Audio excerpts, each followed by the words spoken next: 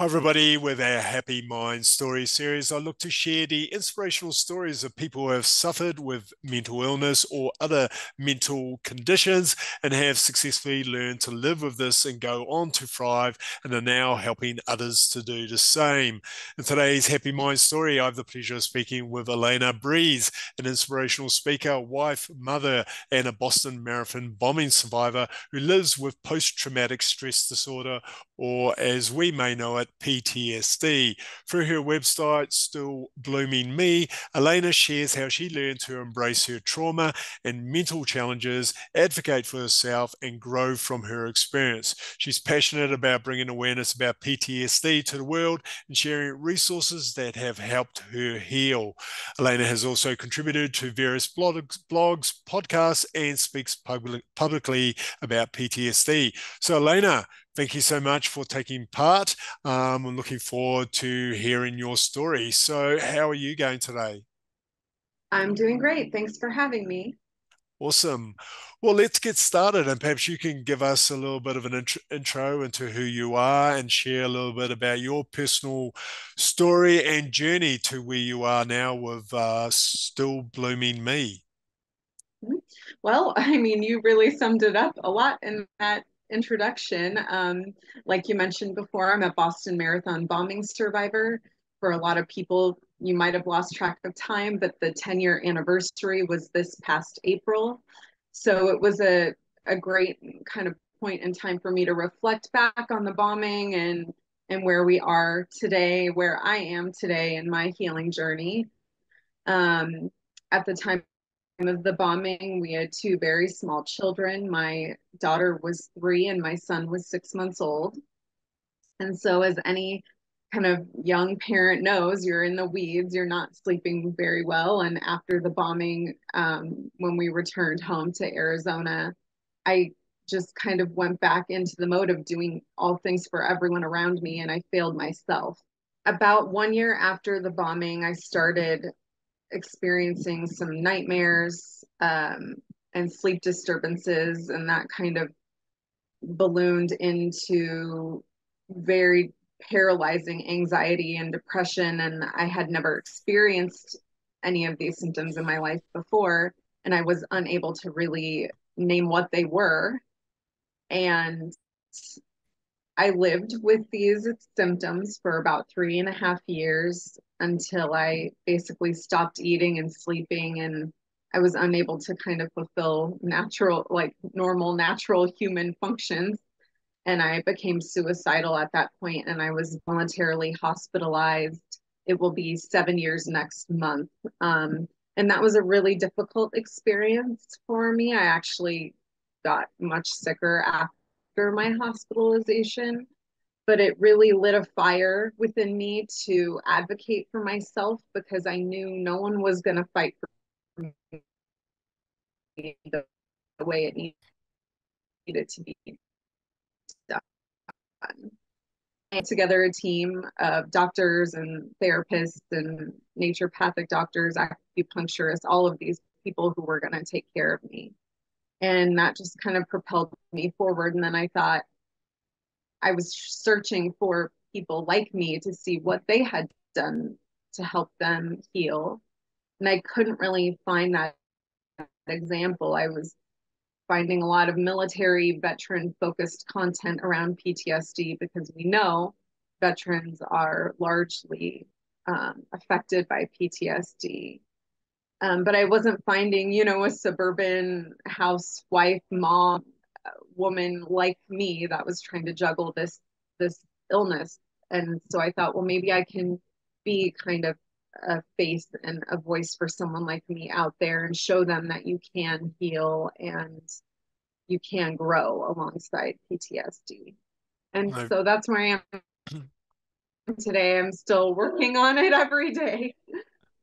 Awesome. So, no, well, thank you for sharing your story.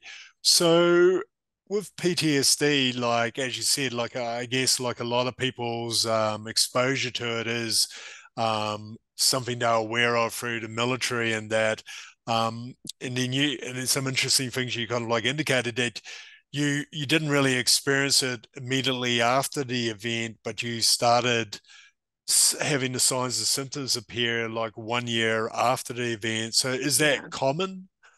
So in my research, PTSD symptoms can manifest in that 3 to 5 year window after a trauma.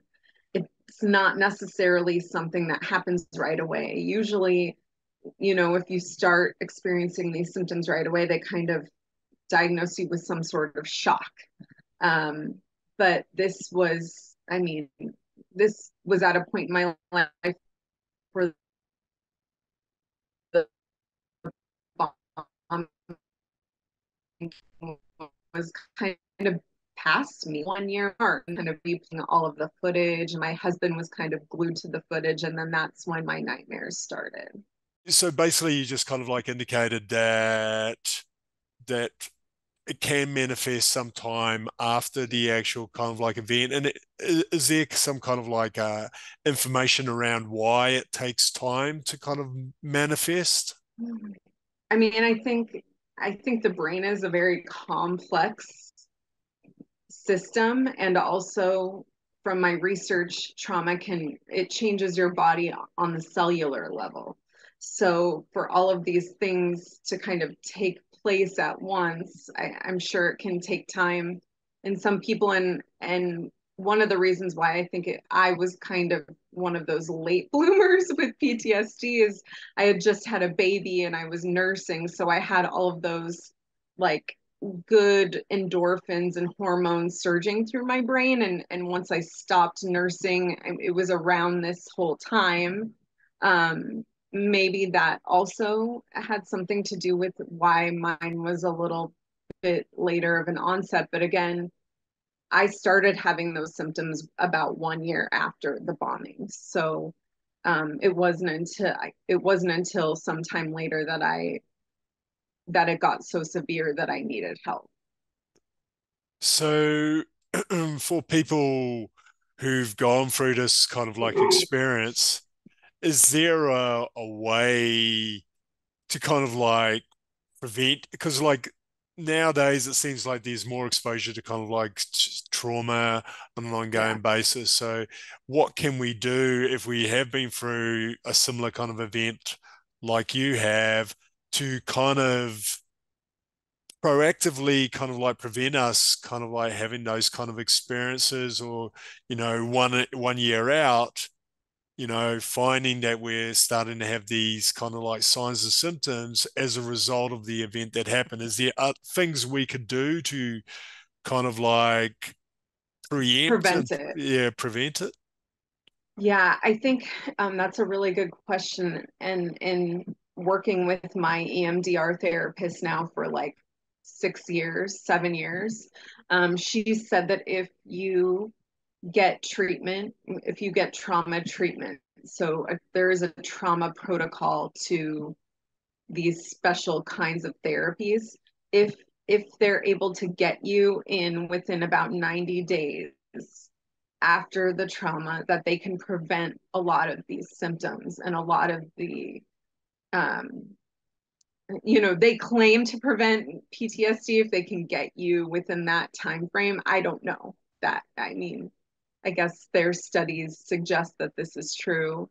But again, I don't know if that takes into account someone's environment, what kind of support they have, what kind of resources they have as well. It's like there's so many facets to this treatment. Yeah, no. So, And I think also like having a good support system around you is really important too. And that's something that I think would also help is if the people around you are aware of the symptoms of PTSD, and if you start to exhibit them, if they can support you, I think that that's also beneficial as well. yeah, no, definitely. So from what I'm hearing, it's worthwhile if you have been through some kind of an event that does, it is kind of quite, I don't know, like dysregulating for your nervous Right. system, then you should consider seeking out someone to kind of like talk to, within a period of time, a short period of time after the event to, kind of like walk through it as a preemptive kind of like step. So for yourself, like obviously we you didn't have the opportunity because the knowledge isn't out there, and then I guess like that's part of the job you're doing right now is kind of like creating more awareness around that, because suburban housewives don't get PTSD apparently, but Yes. you are proof positive that it is something that all of us possibly could expect. So what are some of the signs and symptoms that people should be aware of that they could be exhibiting PTSD? I mean, I mentioned some of them before. So, nightmares, sleep disturbances, anxiety, depression, intrusive thoughts, suicidal ideation, um, disassociation, which was really hard and scary for me to work through. And then for me, I experienced for a few years just feeling fatigued and really like sick. And I would just wake up every day not feeling well, almost like a malaise or something like that. I just felt awful. I didn't feel like myself. So if there's something you can't like pinpoint what that feeling is, but there's something there, that could be kind of the start of it. Um, oh gosh, there's so many symptoms. I think it, you have to be aware of your own body and your own mental health and notice when these things are slightly off and then ask yourself, what could this be? And that's something that I wasn't doing. No, that's a very good point. So the starting point is definitely cultivate awareness, both of your body and what's going on in your mind, and then be curious. Don't assume it's kind of like normal, so you can kind of Mhm. take remedial action. So, so how did you, so obviously you had a pretty rough period of time for a couple of years there. So how did you eventually come to deal with what you were experiencing? So after you came out of the hospital, you indicated you still Mhm. had a bit of a rough spot there for a period of time, but how did you eventually begin to, on a day-to-day basis, learn to deal with what you had experienced? I honestly had to embrace it.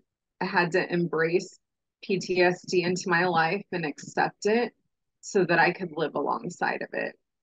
And until I did that through therapy and a lot of work, it was a huge fight. And it was not easy. It took many years. In fact, even up until 2021, I was still fighting a lot. So even just a couple of years ago, I was still fighting a lot of the symptoms. And the reality was, I had been really treating myself naturally for a long time without medication. And finally, I just knew it was time to embrace medication into my story again, and that's okay. But it's a daily commitment and work in progress. I don't think it will ever be gone. It will always be a part of me. Understood. So you mentioned some of the things that have kind of helped you, like EMDR. So were there other kind of like tools and strategies you use to kind of like help you in this healing process? Yeah, one of the therapies that I love the most is acupuncture. A lot of the symptoms that I've experienced have been somatic, so symptoms in my body, heart palpitations, uh, kind of cold, hot, pain, headaches, a lot of these things which are attributed to my PTSD. And acupuncture has helped me so much so that I started prerequisites this last year to one day hopefully get into an acupuncture program near my house so that I can treat people one day as well. It's in a long it's a long way off as I'm raising my own kids, but it is a goal of mine. And I would say acupuncture has been tremendously helpful. Um, Also, There is a test. There are two tests that I think are really important here with PTSD. And if you are experimenting or going down a route with medication, there are two genetic tests that you can look into. One is by Genomind, and the other company is Tempest.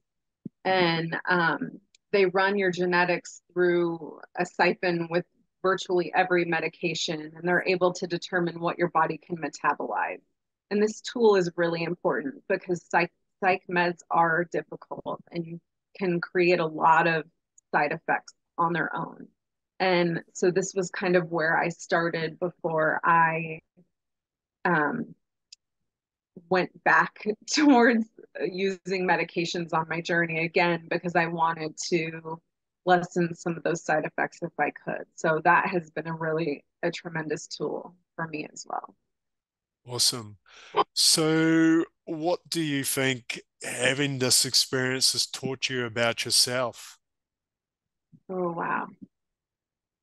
I think what it did was it highlighted a lot of gifts of mine that I was born with that I wasn't living out every day, but I knew they were in there somewhere. I was born with the gift of patience. And honestly, having that gift has served me probably the most through this journey because I needed to be patient with wherever this PTSD took me on a day-to-day basis, moment by moment, breath by breath. It is not an easy um, mental health challenge to live with. Um, so it highlighted so many gifts, and I was also born an optimist, which also has really helped me too here. But I think just learning to embrace it and being gentle with myself have been valuable in in this journey with PTSD. Awesome. And then how has this helped you grow? So obviously, one of the things with post-traumatic stress disorder is there's also an upside from this as well, isn't there? Like some people Yeah. forget that if you do as you're embracing, there is some additional benefit from such a bad experience. So what has it been for Yeah. you? Well, I think what you're referencing is post-traumatic growth. And I think Still Blooming Me is a reflection of that. It's a way to reach out to other people and be an example of healing. You know, I needed that proof when I was my sickest. I needed to see someone who was living and living a beautiful life with it. And I hope that's what I am showing people because truthfully, I am living a beautiful life with PTSD. I think it's also given me a really good lens to see my life through, um, a lens that I'm really grateful for now. I think I took a lot of things for granted in my life before this experience. I I took for granted um, my health. I took for granted the health of my family. And it's made me more present with my family, just looking through that lens and having this experience. It's part of my story, part of me. Awesome. So, what advice would you give to yourself when you started this journey? Because obviously, it would have been a very rough time for yourself. Mhm. So, I guess a lot of people going through that experience would have been quite hard on themselves. So, what would you have said to yourself? I would have said to myself, it's okay to get help. It's okay to ask for help. I didn't know how to do that then. When I think about that time in my life before my hospitalization, I had a hard time asking for help with my children, for any kind of help at work. And it just kind of was like the mantra in my life at that time that I could do it on my own, that I was a woman and I was strong enough and I didn't need help. And if I had to go back, I would tell her, I would tell that Elena, it's okay to get help. It's okay to need help. And we're all in this together, and no one has to, you don't need to suffer this way, to claim that you didn't need this help. It's okay. It's okay to get help. I think I wouldn't have gotten as sick as I did if I had asked for help sooner. Awesome. And is there any kind of additional advice you'd like to give to anyone who now may be going through PTSD or is at least noticing signs and symptoms that could indicate that they are having this experience? Yeah, I think I would first urge someone who is noticing these symptoms to reach out for help, like I mentioned, to a friend, to a relative. It's really exhausting to search for resources when you're sick. So maybe someone who is resourceful or who has mental health challenges themselves and who has good resources. That would be a great way to start. And then I think just cultivating a mindset of gentleness with yourself, and whatever that means, if it's, you know, just eliminating people who are making you feel sick, or substances that aren't serving you, and just, taking it one day at a time, but mainly just being gentle and trying to find patience. it, PTSD is not easy. Awesome. And what final message of hope would you like to leave people who are experiencing PTSD or, in fact, any kind of like mental illness? Well, I would want them to know that they're not alone, that, you know, the statistics are 1 in 5 Americans suffer from a mental health challenge at one point in their lives. I'm sure that that statistic is reflected all around the world. And we are collectively experiencing some challenging times. I mean, I think maybe times have always been challenging. I'm not sure if it's just today, but I think one thing that helped me the most was just to focus on what was happening inside my home and to kind of turn the rest of the noise off. And that gave me time and space to just be introspective and to work on me. And I think that that's a really good place to start, because out there in social media and in the media, it's not going to give you that space that you need to just work on you and be present with yourself. So that's where I would start. Awesome. So maybe to kind of finish up, you could talk a little bit about the work you're currently doing with Still Blooming Me and where you are kind of like heading and what you would like to achieve. Yeah. Well, Still Blooming Me is just a passion project for me. And for years, I thought, well, maybe I'm done. And then I hear from someone like yourself, Damien, who's doing wonderful work and wants to hear what I'm sharing. And it just kind of remotivates me to keep working. But I share obviously my journey there. And then I have very carefully curated items over the years that have brought me relief. And so you can find those there, as well as along with many books that I've read that I think are beneficial, and links to other resources and programs out there that are helping people with PTSD and other mental health challenges. And it's just a place where it's a safe space where I'm just hoping to share growth and healing and focus on that aspect of PTSD. So that's what I'm doing. Awesome. Well, Elena, thank you so much. Certainly, thank you for being so vulnerable, willing to share your story, and then give your insights and guidance and like helping others to kind of like on this journey. Because as you said, it is a journey. It's not something that finishes, and then it's something Mm-hmm. 1 in 5 of us may experience. So, and the Mm-hmm. number is probably greater than that because, statistics don't always capture the realities out there in the world. So, and yeah, thank you, because like I think we need to share more stories of hope, because a lot of people, when they're going through this experience, may feel like you did all those years ago, that it seems all very hopeless. There's no one else who kind of like understands how I'm feeling.